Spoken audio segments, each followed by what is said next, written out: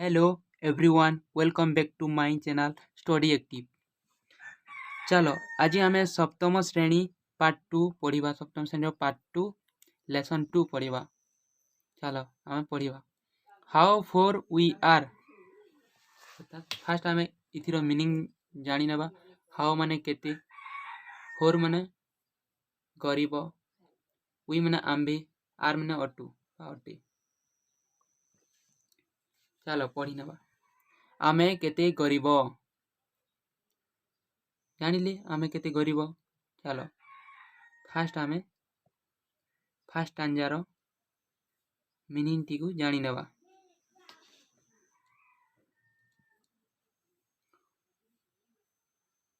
Once माने थरे,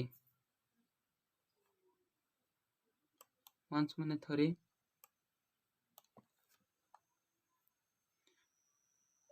भेरी माने बहुत, रिच रिच अच्छा धनी, मैन अथा मनीष, अलॉन्ग माने एकुटिया, फैमिली माने परिवार, लिफ्ट माने बास कला, बिग माने बड़, पार्शियल पालार्शियल माने कौन, रायक्य बिल्डिंग अथा कोठा, रायक्य कोठा, पार्शियल बिल्डिंग रायक्य कोठा। हिल अर्थात पहाड़, हाउस हाउस माने घर, सराउंडेड माने परिवेष्टित होइथिला, माने चतुर्पार्श्व परिवेष्टित होइथिला। टल माने डेंगा, बाउंड्री माने चतुर्पार्श्व, वर्क माने कांथ, ग्रेट ग्रेट अर्थात बड़, प्रोटेक्शन प्रोटेक्शन अर्थात सुरक्षा। देखिए सुरक्षा दिया जायछि।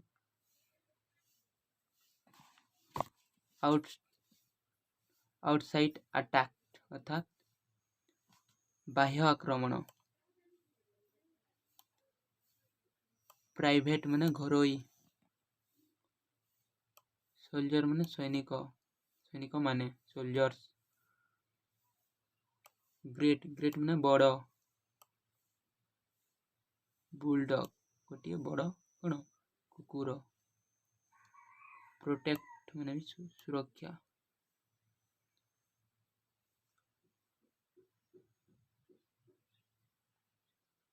मून मूनलाइट माने मूनलाइट माने चंद्रालोकित माने आलोक। ब्यूटीफुल माने सुंदर। सी माने देखिबा। रिवर अर्थात नदी। लॉन्ग माने लंबा। पेडी फील्ड माने धान खेत। हट हट माने कोड़िया। फोर माने गरीब। फार्मर माने कृषक। स्कैटर्ड बिछाड़ित होइतिबा।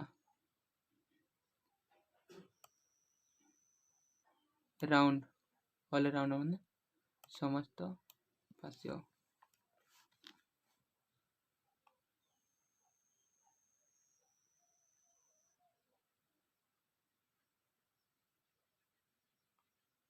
मूनलाइट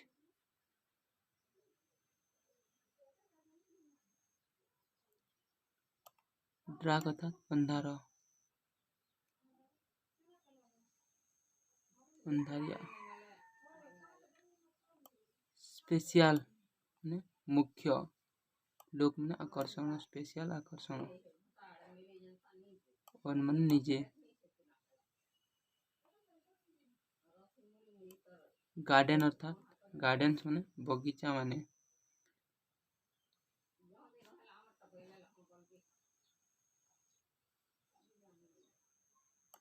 लैंप अर्थात दीप बा बत्ती डिस्टेंस माने दूर दार्जिलिंग स्टार चक चक करुथिबा तारा गुड़िक स्काय स्काय अर्थात आकाश स्लीपिंग स्लीपिंग माने शोइबा बा शोउअछि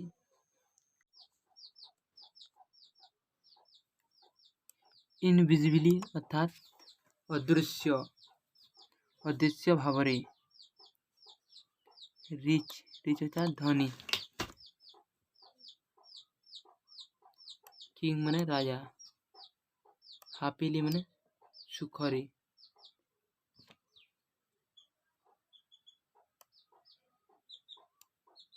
डबल्ट द्विगुण हेउथिला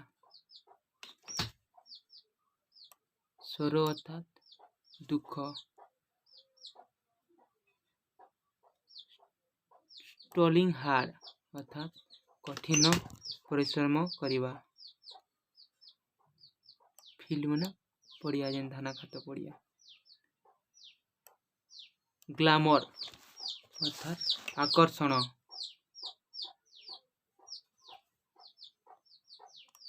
ऑफ्टन अर्थात बहुत समय रे फाउंड माने प्रिय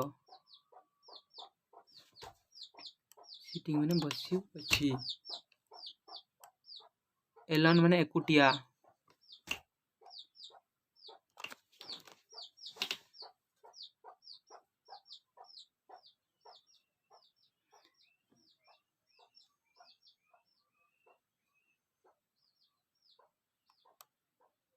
फ्लोइंग अर्थात बही जीवा इंडिफरेंट अभिन्न प्रकार फादर था बापा वर्तमान आमे मीनिंग टी जानिला एबे आमे कोन पढ़िबा चलो पढ़िबा वंस अपॉन ए टाइम एकदा जणे बड़ धनी लोक थिली once upon a time there was a very rich man थरे जणे कोन सेठारे बहुत धनी लोकटे थिली he along with his family lived in big palatial building on the top of hill से तार परिवार सहित गोटिए पहाड़ शिखर रे एक बड़ राजा वासवली घरे रहुथिले माने राजा राजा प्रसाद कोठरी रे से रहुथिले गोटे पहाड़ ऊपर रे His house was surrounded by tall boundary wall like this Chinese great wall. तांकर घर चतुर्पार्श्व चीन विशाल प्राचीन सुउच्च प्राचेरी द्वारा आबद्ध थिला The wall were his protection from outside attack. पाचेरी जो पाचेरी थिला पाचेरी कांथ गुड़िक बाह्य आक्रमण द्वारा आउटसाइड अटैक कौन होता प्रोटेक्शन देउथिला आक्रमण रक्षा करिया पय उद्दिष्ट थिला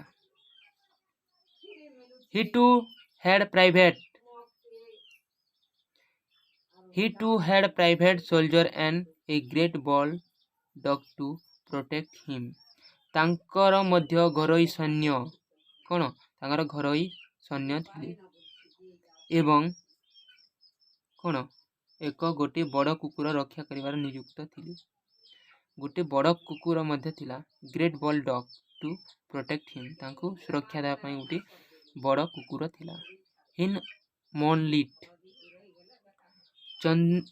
चंद्रालोकित रात्रि रे कोठाटी कौन नाइट दी बिल्डिंग लुक भेरी ब्यूटीफुल खूब सुंदर देखा जाउथिला कौन राति रे जेतर चंद्र आलोकरे ता कौन बहुत सुंदर देखा जाइतिला जो कोठरीटी look very beautiful from there one could see the river small hill सेठारु जणे देखि पारिबो नदी कौन नदी छोट छोट पर्वत सुदूर प्रसार धान खेत small hill long stretch of pedi field सुदूर प्रसारी धान खेत माने धान पड़िया पेडी फील्ड माने धान पड़िया जो धान जो धान खेत करा जाए small haunt of a corn for farmer scatter all around all floated by the magic of moon light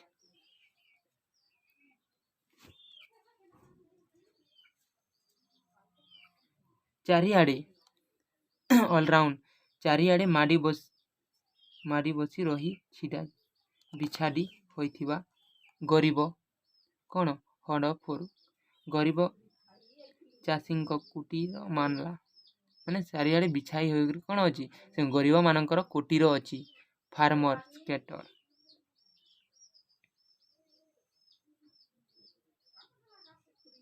floated by the magic of moonlight जेपरी जन्न आलुआर जादूघर चमकू थिला during moonless dark night the building had a special look of it on कोठाघरटी जन्नहीन अंधार रात्रि रे कोठाघरटी जन्नहीन अंधार रात्रि रे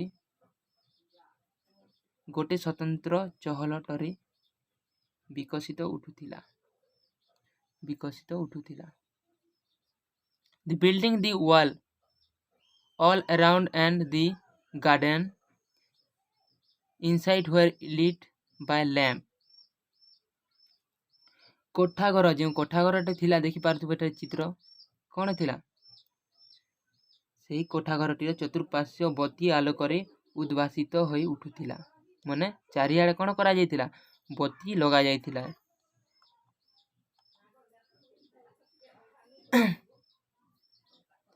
देखि पारथुबे केंदे आलोकित होउची The wall of around of the garden inside were lit by the lamp. From a distance one could see dazzling star in the sky, but the small horn were sleeping invisibly at night. दूररू जो distance जो दूररू जणे आकाशरे चमकी उठुथिबा तारा मानंकु देखि पारुथिला in the sky but small hut देखि पारुथिला किंतु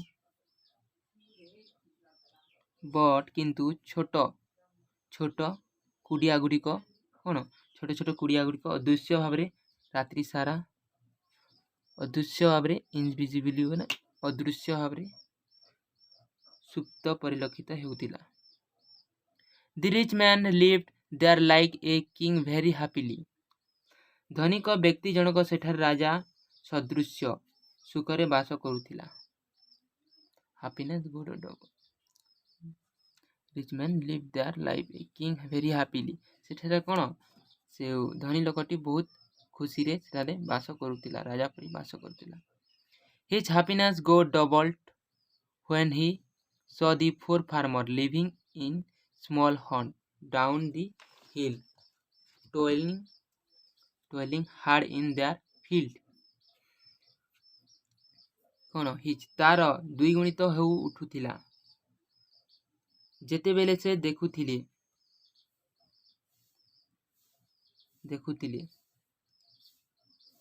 जे गरीब चाषी माने पहाड़ कुलस्थ कुटीर मानकरे आक्लांत खेत काम करी बास करुथिले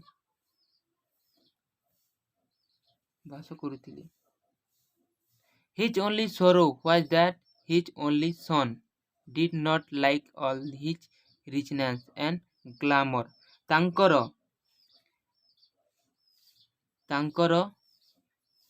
एकमात्र अवसाद हिज ओनली सन दुख थिला जे तांकर एकमात्र पुत्र तांकर धन एवं आडंबर को पसंद करू नथिला।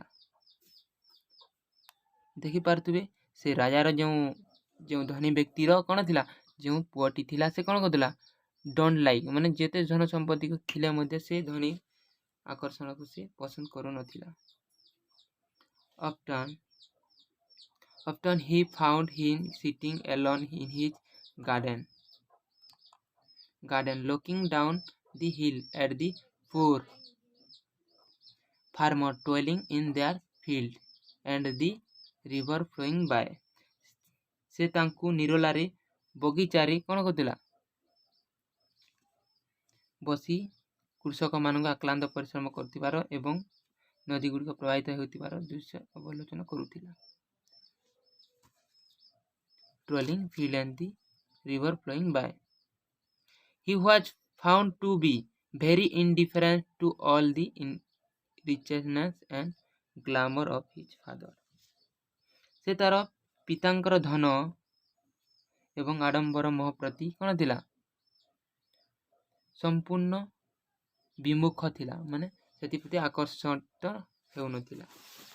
देखि पारथुबे एही पैराग्राफ रे हम पढिला कि कौन एकदा जने राजाटी थिले एवं तांकर जो पुत्र थिला कौन थिला से गरीब प्रति आकर्षित होतिला जो हंड जो चाष करथिले एवं ता धन संपत्ति ताकू कौन सब किछि अतुल्य माने करुथिले। टांजाडी आज आम पढ़ीचु फास्ट पैराग्राफ एवं नेक्स्ट पैराग्राफ टी आम अन्य दिन डिस्कस करबा ओ आज आम इथर आंसर मध्ये करबा। चलो आंसर करबा। फास्ट पैराग्राफ टी देखिबा what is the paragraph about अनुच्छेदटी का विषय रे जानथुबो अनुच्छेदटी का विषय रे the paragraph is about a rich man माने से धनी व्यक्ति एंड हिज लग्जरी लाइफ तार जेन राजकीय कौन जो कोठार रहुची his son who was indifference toward his कौन रिचनेस एंड ग्लैमर बुझि पाइलो आ सेति प्रति आकर्षित हो नथिला। सेकंड क्वेश्चन टा हला where did the rich man ता धनी लोकटी केउठारे बास करूथिला जानथुबो the rich man live in a big palatial building जानथुबो किपरि बास करूथिला से लोकटी से गुटी कौन उच्च पहाड़िया जगह से गुटी सेठारे बास करूथिला जान लो। नेक्स्ट 3 नंबर हला व्हेयर आर द बिल्डिंग कोठा घरटी केउठारे थिला the building was on the top of hill जानथुबे से गुटी पहाड़ ऊपर गुटी घरटी थिला। What was his house surrounded by अर्थात तांको घर चतुर्पार्श्व कहा द्वारा परिवेष्टित थिला। His house was surrounded by tall boundary wall तार बड़ बड़ कांथ थिला जहा द्वारा तार सेई कोन घर को कवर करतुला। नेक्स्ट 5 नंबर हला what were the boundary wall like पाचेरी कांथ गुडी कहा बोली थिला the boundary wall were like the Chinese great wall माने चाइना रो जो कोन ग्रेट वेल बोली थिला बड़ बड़ डेंगा थी थिला। देखि पारथि 6 नंबर हला what is the he have to protect him तांको सुरक्षा देवा पाई तांकर कोन थिला he had private soldier and great will dog to protect him तांको सुरक्षा देवा लगी तांकर गुटे सैन्य थिला घर सैन्य। 7 number how did the building look in a moonlight night अर्थात कोठा कोन कोठाटी चंद्रालोकित राति रे किपरि देखा जाइथिला the building look very beautiful in a moonlight night घरटी बहुत सुंदर देखा जाइथिला। What called one see from the building कोठारू जणे कोन देखि पारुथिला from the building once called see the river small hill long stretch paddy field small herd of 4 farmers scattered all round. ସେଇଠାରୁ ସେଇ କୃଷକମାନଙ୍କର ଘର ଦେଖାଯାଉଥିଲା ଏବଂ କ'ଣ ସେ ରିଭର ମଧ୍ୟ ଦେଖାଯାଉଥିଲା, ଯେଉଁ ସ୍ମଲ୍ ହିଲ୍ ସାଇଡ଼୍ ଥିଲା, ବହୁତ ସେଠାରୁ ବହୁତ ସୁନ୍ଦର ନଜାରା ଦେଖାଯାଉଥିଲା। 9 ନମ୍ବର ହେଲା what was the something special of the building when, ଅର୍ଥାତ୍ କୋଠାର ସ୍ୱତନ୍ତ୍ରତା କ'ଣ ଥିଲା କେତେବେଳେ। And during moonless dark night the building had a special look of its own. In dark building the walk and around and the garden inside were lit by lamps. From a distance they looked like dazzling star. ବୁଝିପାରୁଥିବ ବୋଧେ କୋଠାର ସ୍ୱତନ୍ତ୍ରତା କ'ଣ ଥିଲା, ସେ କିଭଳି ଥିଲା, ରାଜକୀୟ ଭଳି ଥିଲା, ବହୁତ ସୁନ୍ଦର ଦେଖିବାକୁ।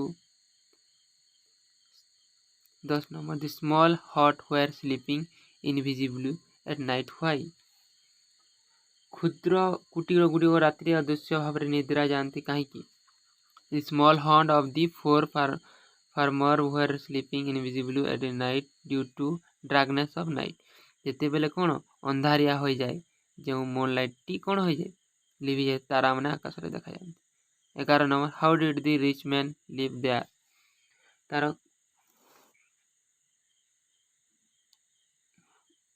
ଧନୀ ଲୋକଟି ସେଠାରେ କିପରି ରହୁଥିଲା। The rich man live there happily and likely king, ବୋଲେ ସେଠାରେ ସେ ଖୁସିରେ ରହୁଥିଲା ଏବଂ କ'ଣ ରାଜା ପରି ରହୁଥିଲା, ଯେଉଁ ପାହାଡ଼ରେ ସେ ରହୁଥିଲା ଯେଭଳି ତାଙ୍କ ପରିବାର ସହିତ। 12 number when did his happen get doubled, get କ'ଣ double, his happiness got double when he saw the foreman farmer leaving small horn down his trolling hard in the field. ସେମାନେ କ'ଣ କରେ, ତାଙ୍କ ଯେଉଁ କ୍ଷେତ ଅଛି ସେଠାରେ ମାନେ କ'ଣ ହାର୍ଡଲି ସେମାନେ ପରିଶ୍ରମ କରୁଥିଲେ। 13 number what were the 4 farmer doing down the hill, ଗରିବ ଚାଷୀମାନେ ପାହାଡ଼ ତଳେ କ'ଣ କରୁଥିଲେ। ଦି foreman were trolling hard in their field down the hill. 14 number what was his only sorrow, ତାଙ୍କର ଏକମାତ୍ର ଦୁଃଖ କ'ଣ ଥିଲା। his only sorrow of that his only son had no attraction toward his richness and glamour, ଯେଉଁ ତାଙ୍କ ଥିଲା କ'ଣ, ତାଙ୍କର ପୁତ୍ର ଯେଉଁ ଥିଲା ସେ କ'ଣ ଥିଲା, ତାଙ୍କ ଧନ ସମ୍ପତ୍ତି ପ୍ରତି ଆକୃଷ୍ଟ ନଥିଲା, ସେ କେବଳ ସରଳ ଜୀବନ ଜିଇବା ପାଇଁ ସେ ଚାହୁଁଥିଲା ଏବଂ ସେ ଏକୁଟିଆ କ'ଣ କରୁଥିଲା, ଯାଇକି ତାଙ୍କର ସେ ଯେଉଁ ବାଉଣ୍ଡ୍ରିରେ ସେ ବସିକି ଦେଖୁଥିଲା। 15 what did the rich man often find him doing, ଧନୀ ଲୋକଟି ତାଙ୍କୁ ବହୁ ସମୟରେ କ'ଣ କରୁଥିବାରୁ ଦେଖୁଥିଲେ। The rich man often found his son sitting alone in the garden and looking at the 4 farmers toiling in their field and the river blowing by. The rich man ଟି ବହୁତ କ'ଣ ଥିଲେ, ସେଠାରେ ବସିକି ତାଙ୍କ ପୁଅ କ'ଣ ଦେଖୁଥିଲେ, ଏକୁଟିଆ ବସି ଗାର୍ଡେନ୍ ସେଠାରେ କାମ କରୁଥିବା ଫାର୍ମରମାନଙ୍କୁ ଦେଖୁଥିଲେ। 16 number what son happy in the all richness and glamour of his father, which line tell you so, ଅର୍ଥାତ୍ ପୁଅଟିର ଧନୀ ଲୋକ ସମସ୍ତ ଧନାଦାଢ୍ୟତା ଆଡମ୍ବରରେ ଖୁସି ଥିଲା କି, କେଉଁ ଧାଡ଼ି ତୁମକୁ ଏପରି କହୁଛି। The son was not happily with all the richness and glamour of his father. The line he was found to be very indifferent to all the richness and glamour of his father tell us too. So,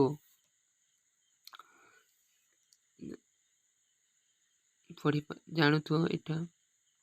17 number what does the word indifference mean, indifference ଶବ୍ଦଟି କ'ଣ ବୁଝାଅ। indifference ଅର୍ଥାତ୍ means lack of interest,